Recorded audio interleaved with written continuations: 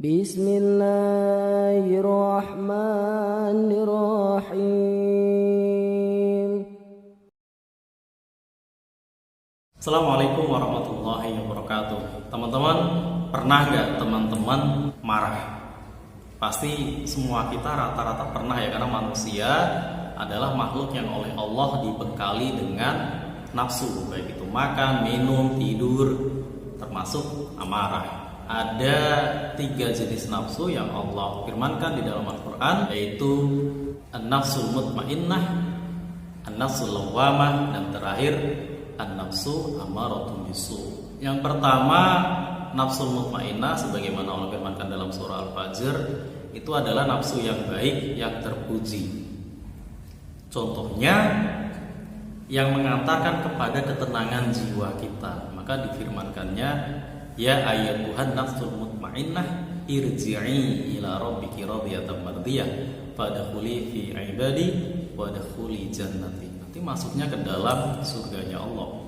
Yang kedua, nafsul lawwamah, ini nafsu yang menyesali diri. Menyesal artinya kurang maksimal dalam beribadah kepada Allah, kurang maksimal dalam berbuat kebaikan. Maka jiwa kita, nafsu kita merasa menyesal karena kurang maksimal.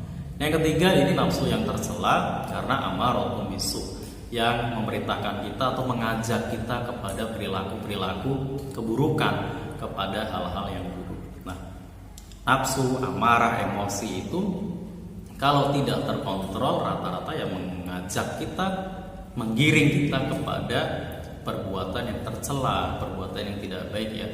Makanya perlunya kita mengendalikan emosi, mengendalikan amarah. Karena marah itu sejatinya tidak perlu dengan marah-marah. Misalkan kita sebagai umat Islam tentu marah ketika melihat kemaksiatan. Tapi kan kita tidak harus teriak-teriak, emosi jiwa, terus marah-marah. Kita bisa marah tapi dengan tidak marah-marah. Misalkan ya cari cara supaya orang lain tidak bermaksiat. Kita nasihati misalkan, kita ingatkan. Atau kalau kita bisa menjabat dalam sebuah pemerintahan, bisa membuat aturan, kita berantas itu dengan aturan yang kita buat. Itu salah satu contoh. Penyebab orang marah juga berbeda-beda ya. Ada yang memang tanpa sebab, mungkin karena emosinya tidak stabil, jiwanya tidak stabil, mudah marah-marah, mudah sekali marah-marah tanpa sebab. Ada yang memang marah karena memang diprovokasi, intimidasi, diberi tekanan, akhirnya dia emosi marah.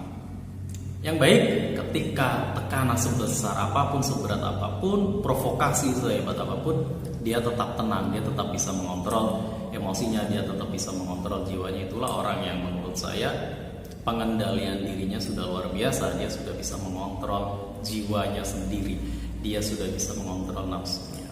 Itu dalam segi amarah. Teman-teman, karena kita tahu rasanya ketika misal kita jadi sasaran amarah orang lain itu tidak enak. Ketika kita tidak salah, kalau kita dimarahin, tentu kan tidak enak ya. Ada saja kan orang mungkin marahnya kepada orang lain karena dia tidak berani marah terhadap orang tersebut. Mungkin kita yang jadi lampiasan, entah itu dari orang tua kita, dari keluarga kita, atau dari atasan kita dan sebagainya.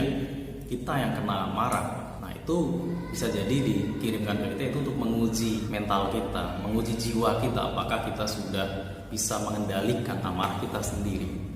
Mudah-mudahan kita menjadi manusia yang tidak mudah terprovokasi untuk ikutan marah. Mudah-mudahan jiwa kita ya jiwa-jiwa yang tenang, yang nafsul mutmainnah, sebagaimana Allah firmankan di dalam surah Al-Fajr. Mudah-mudahan teman-teman semua, kita semua bisa menjadi manusia yang bisa mengendalikan amarah kita ya.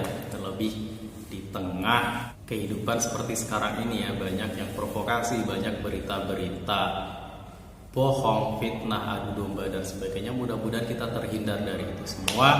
Mudah-mudahan jiwa-jiwa kita bisa menjadi jiwa yang tenang, yang mengantarkan kita kepada kebaikan, yang mengantar kita kelak masuk ke dalam surganya Allah Subhanahu wa taala insyaallah. Ala minkum, bila taufiq wal hidayah. Wassalamualaikum warahmatullahi